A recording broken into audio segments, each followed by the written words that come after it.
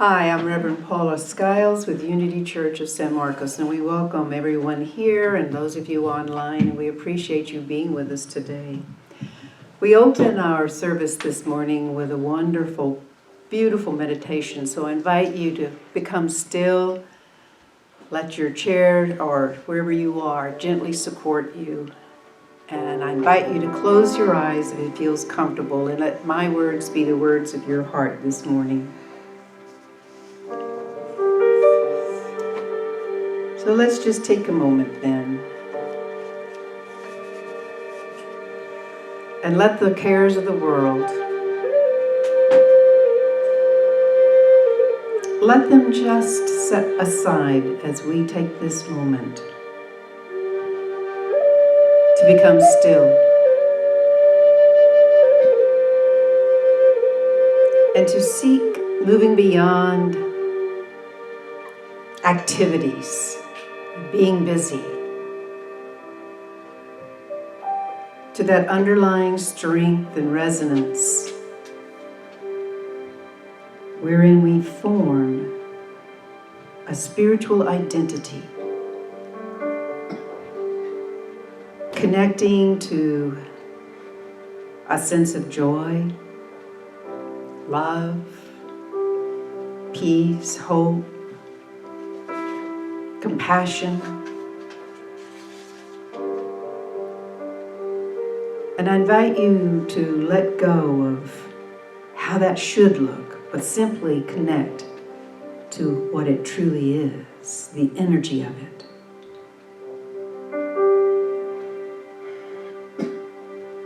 And seeking within our being, perhaps deep within our being, an experience of fulfillment and strength. I invite you to breathe into that as much as you can.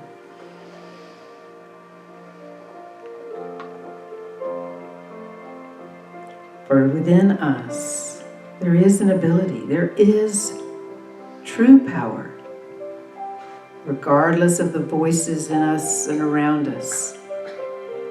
There is a reality. True, it is spiritual. But all things begin within spirit in order to feel and know them in the exterior. From within to without is a natural way.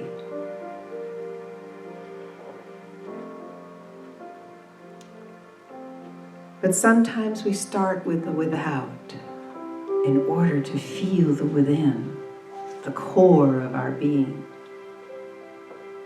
Whichever works for you in this day. Hold to this time of Lent, of miracles, of seeking them and holding them to be. Not just something ephemeral, but something we deserve and have and connect to in this moment. It speaks to our heart and mind, sometimes revealing truth of our being,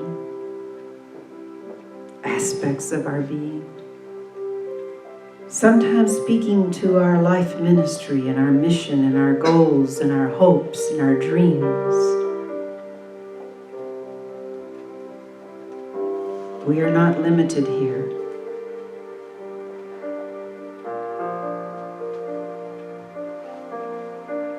For this is the realm of spirit,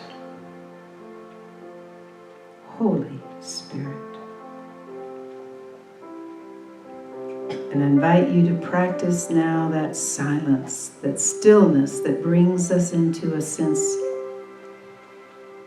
of our own wholeness, the Christ within our being. Peace. Peace, be still. All thoughts Peace, be still, all resistance. Peace, be still and let spirit touch, heal, uplift, and renew.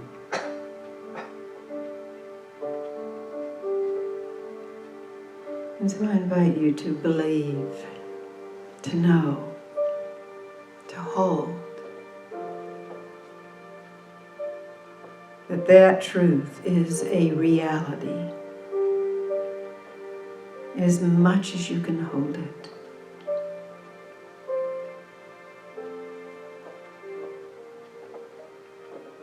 Not just for yourself, but of all existence.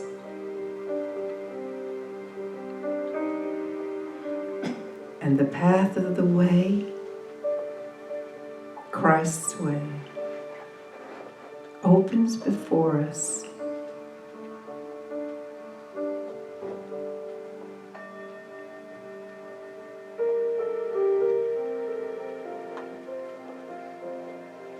And so we move even deeper into that silence,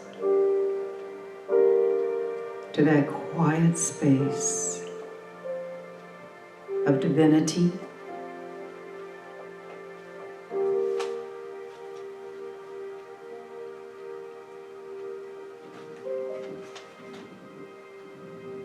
it doesn't shout to us, it whispers.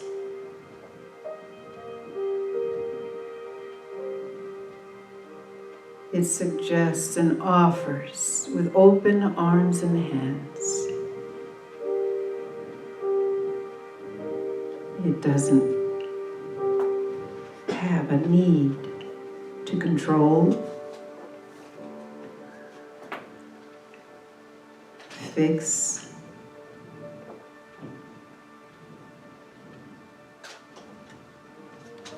or change. All that is done within us by our own being as we feel and know our path.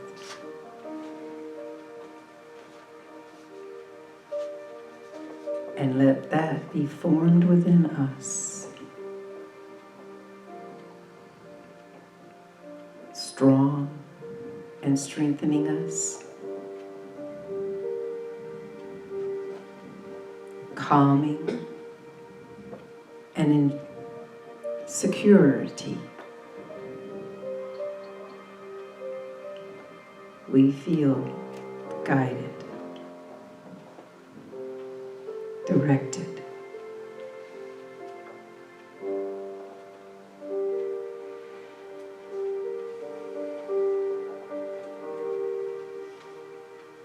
And so I invite you now to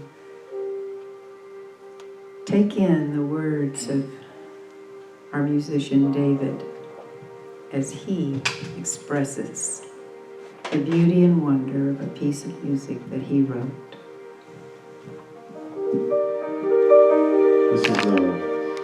This is a good song for Lent. It's a song about slowing down. It's a song about letting go. Even though the name of the song is Hold On to Spirit, it's about holding on to things like love, holding the love in your heart and letting go of all the junk. So that's what. Just slow down.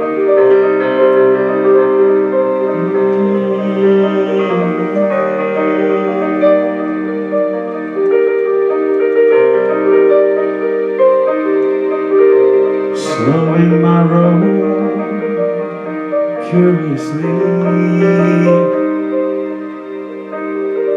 exploring from soul, I hear the sounds as they should be, rolling in from the corner, I see the ring that rules them all. Do we have all the time in the world? I wonder. Yet you still have to be in the night.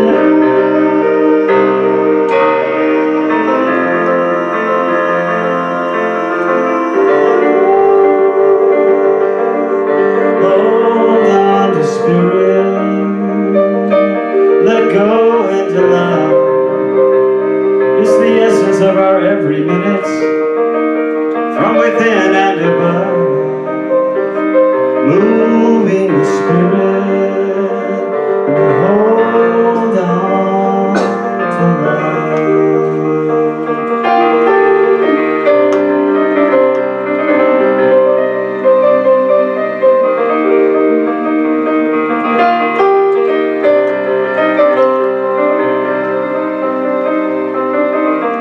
Catching a butterfly, it's all about transformation. And I ask myself again, why can I accept this illumination? Why should I bother to try? It might be painful, or could it be gainful? Do we really have all the time in the world? I think not. Yet you still, eternity is still in the night.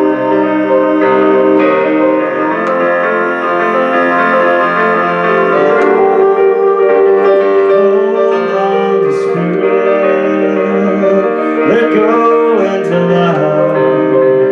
It's the essence of our every minute, from within and above, moving the spirit. Hold on to love. Let go of your worries. Let go of your fears. And hold on to love.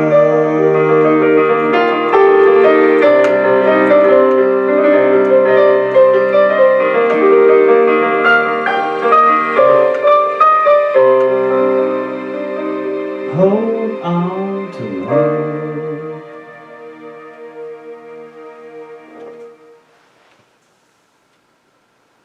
Thank you.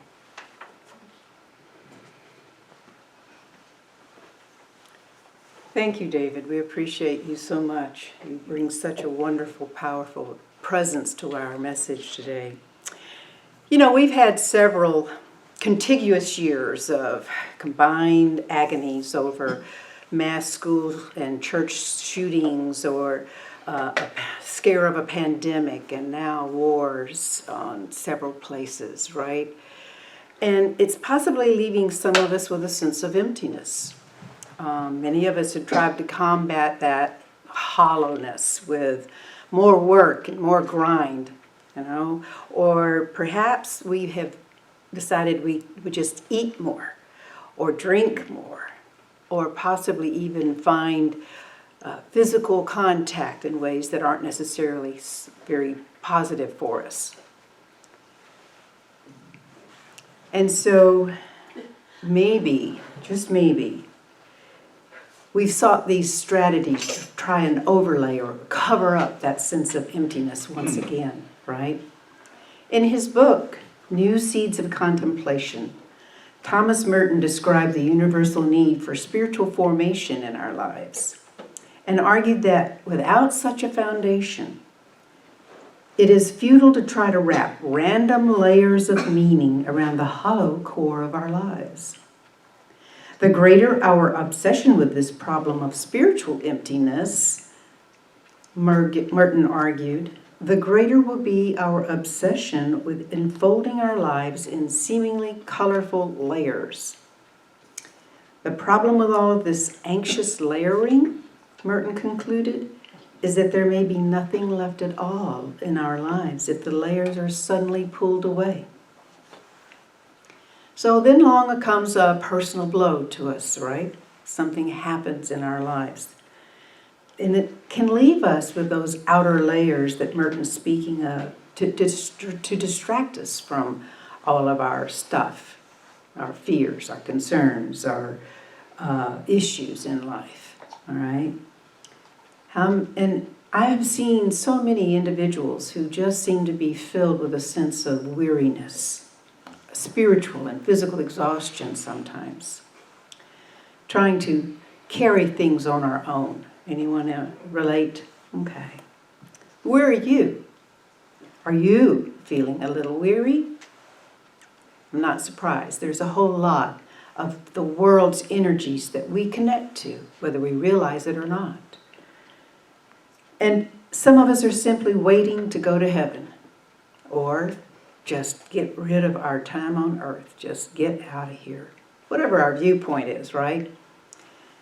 But instead, as Tony Robbins suggests, put yourself in a state of mind where you say to yourself, here is an opportunity for me to celebrate like never before. My own power, my own ability to get myself to do whatever is necessary. What would it be? What could it take to hold this vision? I mean, that's a pretty powerful vision for ourselves. I don't know about you, but I sometimes procrastinate. I have. I sometimes feel incapable, as if I can't.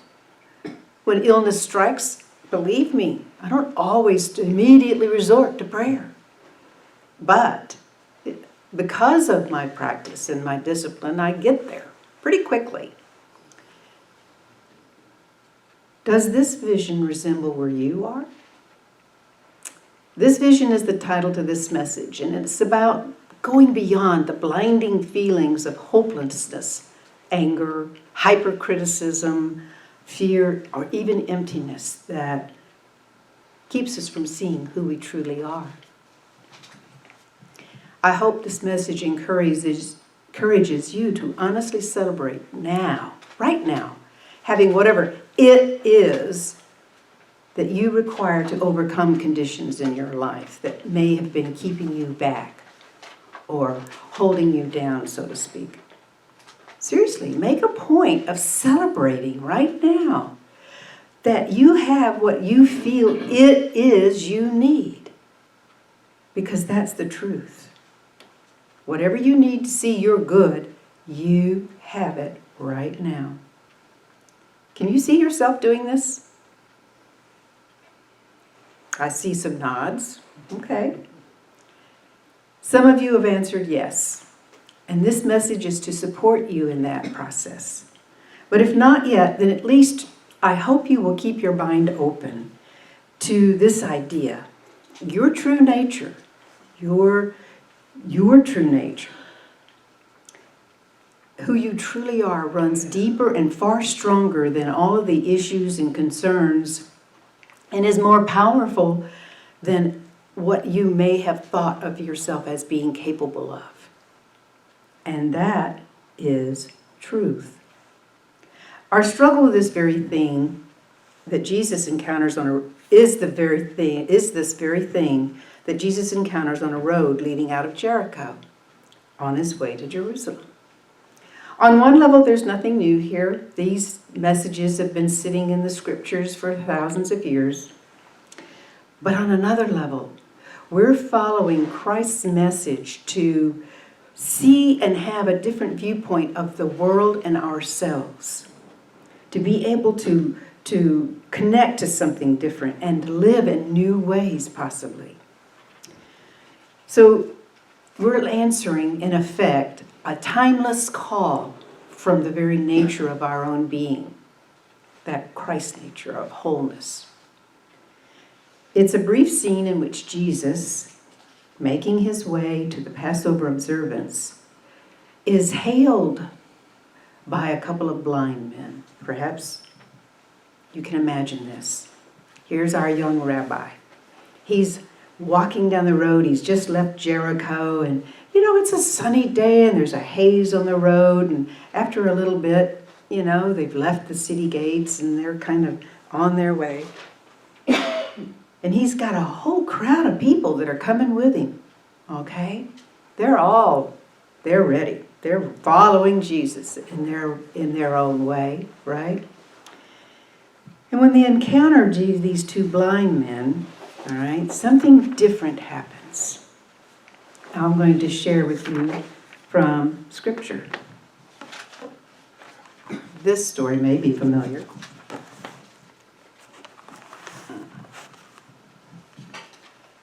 As they left Jericho, a crowd followed, and at the side of the road sat two blind men, When they realized that Jesus was passing by, they cried out, "Have mercy on us, O Lord, Son of David." And the crowd sternly ordered them to be quiet. Now, can you take in this scene? Here's these guys. They're not even allowed to sit at the gates where most of the beggars can be sat, okay? They are off the side of the road, far out from the city. They're desperate, okay? They're sitting there, and can you imagine if this were you, and you were there, and something happens, and all of a sudden there's a bit of hope that comes into your life. And all these voices are telling you to be quiet, but you see something, not visually because they're blind, but you can envision the possibility of something. So instead, the blind men cried all the louder. Jesus stood still. Then he called to the men asking, "What do you want me to do for you?" And they said, "Lord, open our eyes." Jesus had compassion on them and touched their eyes, and immediately they received sight and followed him. Okay, now this may sound like all of the other healing passages that you've read about, right? But some of you listening may have even heard this story preached as one of great faith of the individuals who were seeking healing.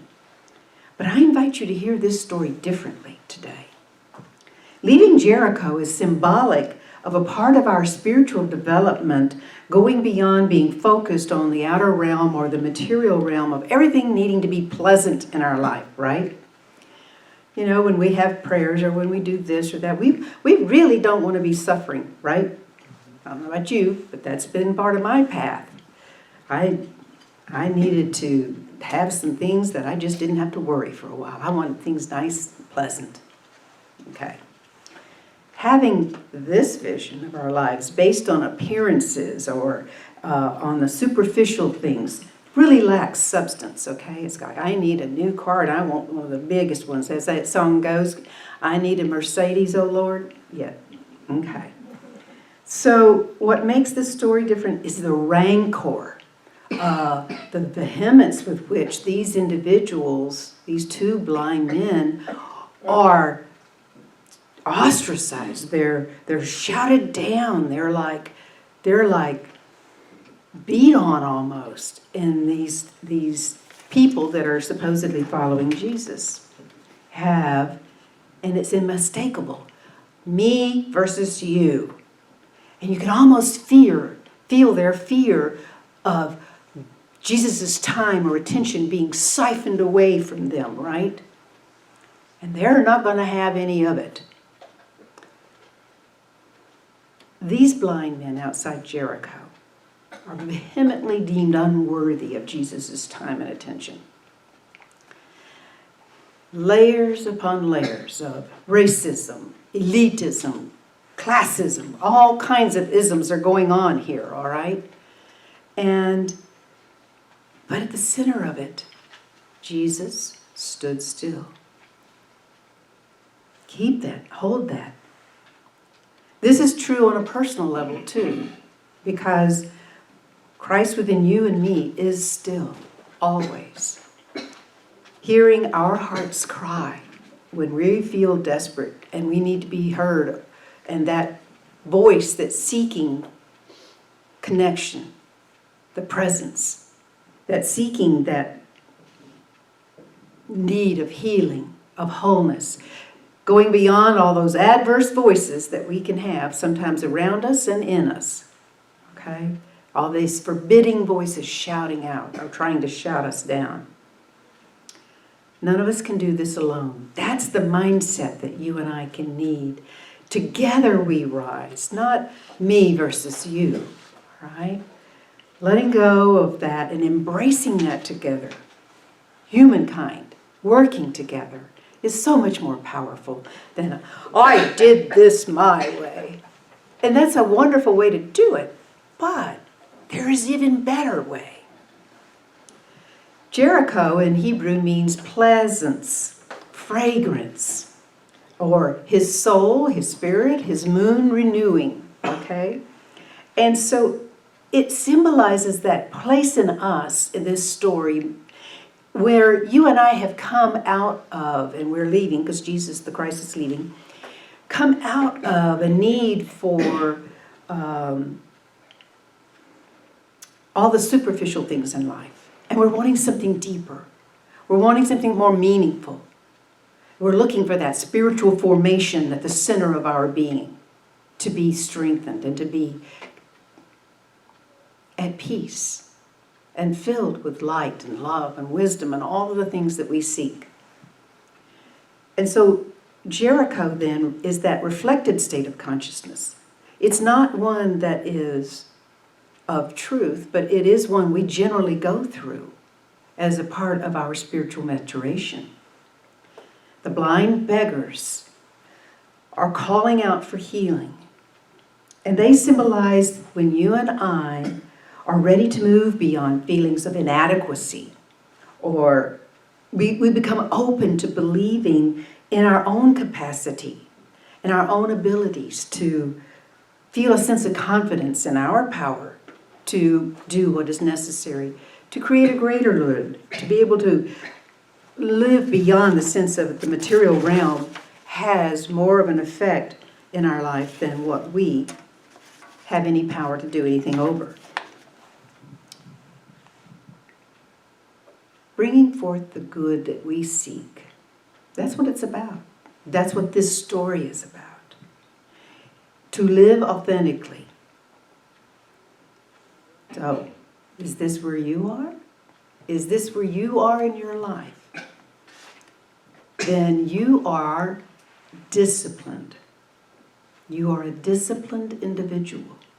Because that's what it takes for humankind as a whole, for us to discipline our minds toward living as spiritual principles of good.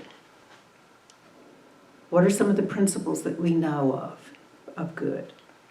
Love, strength, hope, power, wisdom, life, joy, all of these things. So as we live, if we embody them, it does take some discipline, because there's so many other things that we grow up with. If you can, take this in. Spiritual understanding.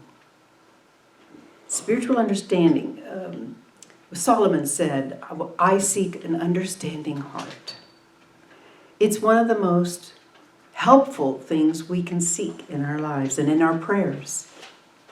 By disciplining our minds to be in the silence, to be still, to actively follow our true nature, the Christ within, humankind could do away with evil. I'm going to repeat that because this is truly important. What would our world look like if there were no evil? None. So what is evil? Evil is essentially, in its true meaning from the translation, is that which causes suffering. It's you and I living backward. To live backwards. Evil has no permanent life of itself. It only has what you and I give it. And when its seeming power is stripped away, there is nothing there. Like an onion. All the layers. There's nothing there. When Jesus stood still, he was actively using his abilities with the one presence and one power of God. In a loving and firm way, I invite you in this moment just to be still and to take this in. What is the presence of God? What is that presence? And as you come to some of that sense of that, how can I embody it? You and I can excel at that. We too can excel at quieting our doubts and our fears in our minds in order to get into that place. We can have it. It is within us to live, move, and have our being in spirit. You and I walk along the road of life, and even maybe Lent, every day, letting go of stuff, with all the inner voices crying out, trying to shut us up or shut us down.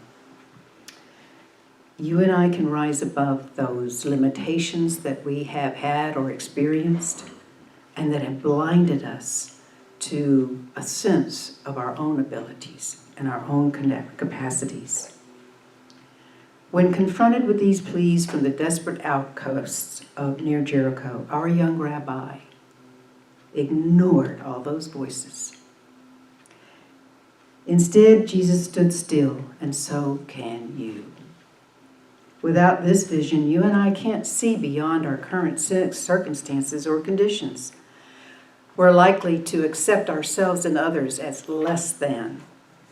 And without taking action from this vision, we effectively silence all new possibilities or opportunities that may try to come to us.